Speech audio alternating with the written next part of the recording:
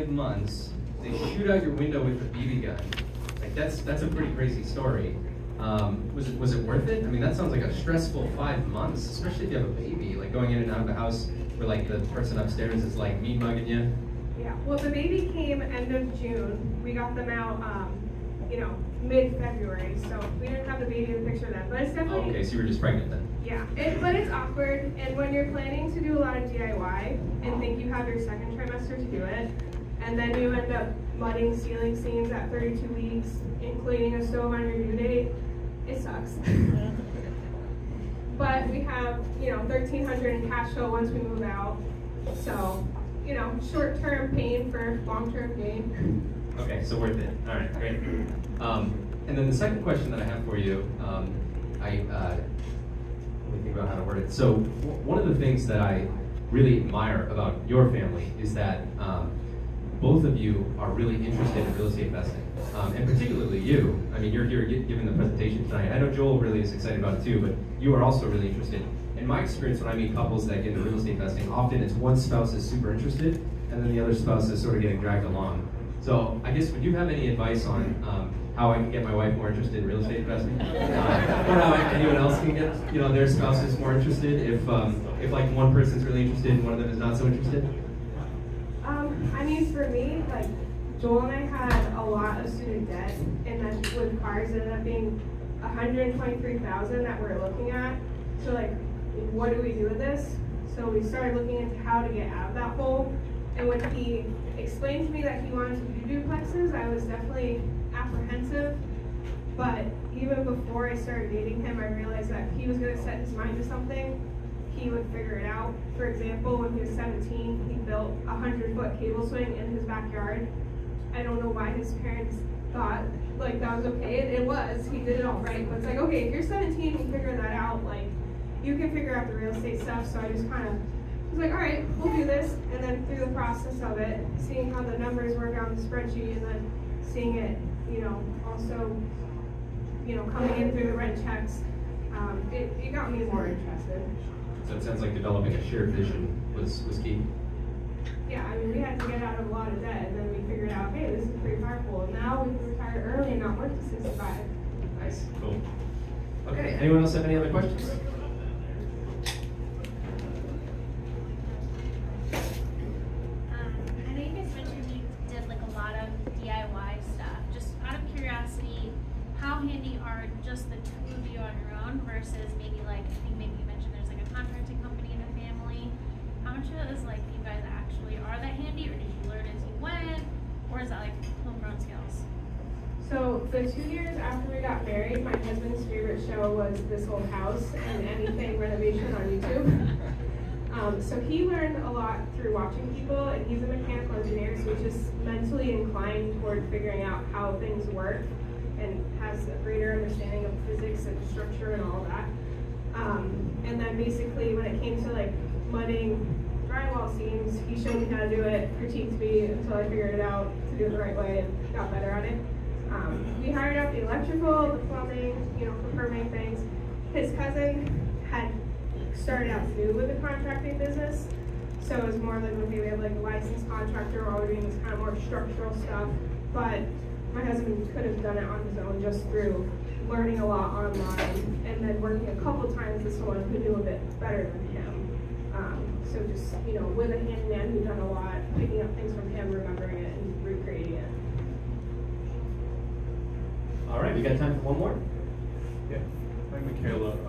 My name is Mike Dobbins. I've been doing real estate. Well, 1982 is when I bought my first building in 19. So I've been doing it a long time. Who did you hire for a real estate eviction lawyer? How long did it take you to, a few questions, I'll line them up. Also, how long did it take you to serve them when they were behind? And I'm just trying to figure out and narrow down your scope and your time in getting somebody out. And then also help you in some ways possibly increase your knowledge base. Because tenants can tell when you're smart, okay, at this sort of thing. And the smarter you get, the better you get at evictions, the less they'll try to pull on you. They just do that, okay? And also the bad ones go away naturally. Okay, they just do.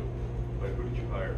And also So we used Nick Wright through Kleiman, Bouchard, and Wright on Mammoth Road. Yeah. I tried interview lawyers ahead of when we bought the property, so who we wanted to work with, and he's the only one that returned my call. And then my husband was like, hey, I actually know him.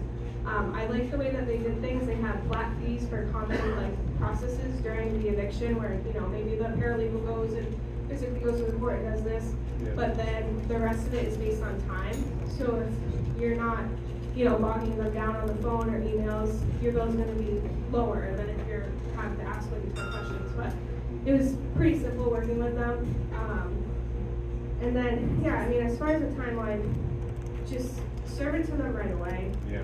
We heard from other people, don't be nice, so we weren't, and we did give them the cash for keys, but they didn't take us up on it. We tried to do the nice thing, but at the same time we said, we're giving you cash for keys, it does not nullify the eviction. And from there you have your 30 days, a little bit of time for filing things with the court, and then the court gets back to you.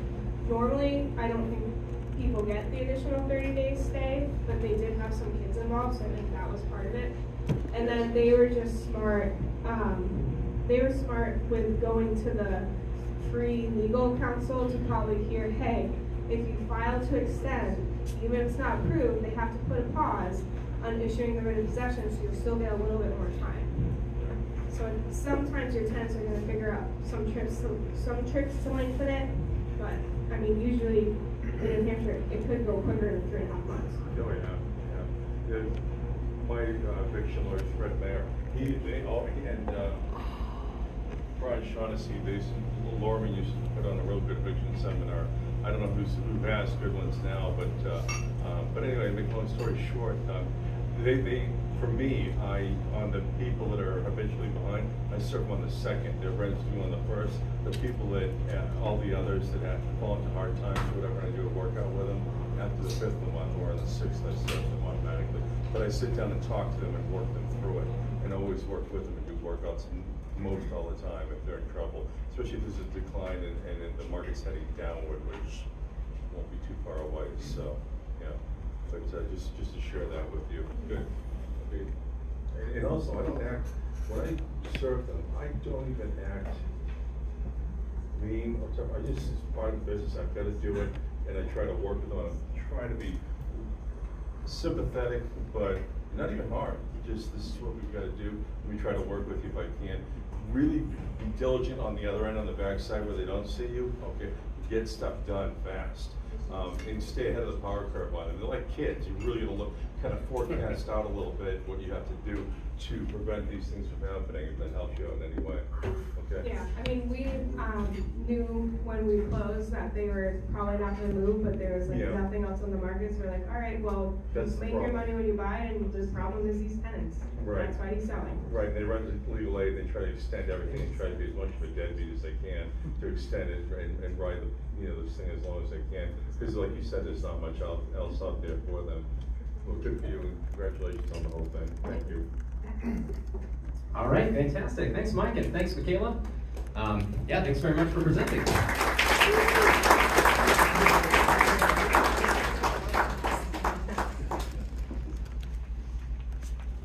As I said when we started, we're always looking for House of the Month presenters, so if you or someone you know wants to